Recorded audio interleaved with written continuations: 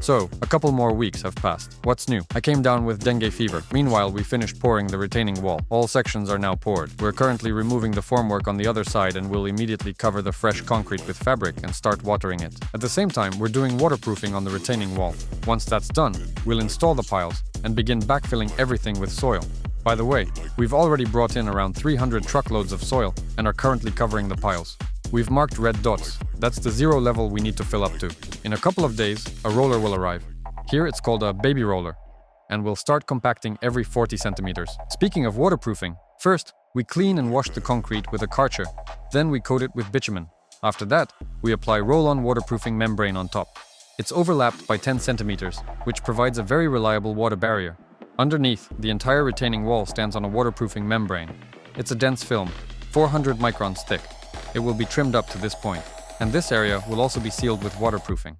All this is done to keep the retaining wall from getting wet. Then, a drainage pipe will run the entire length of the wall.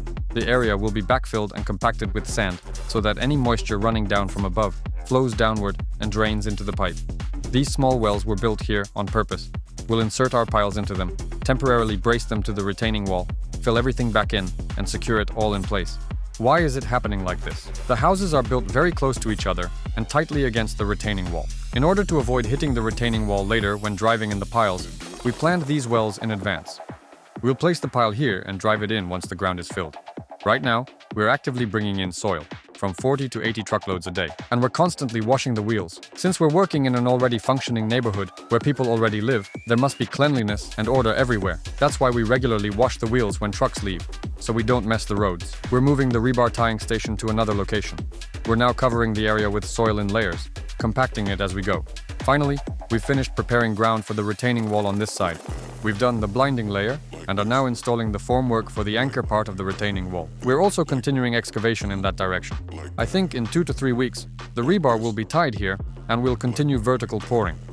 Also, we've finalized the restaurant project, so now it's clear what kind of retaining wall we need to build.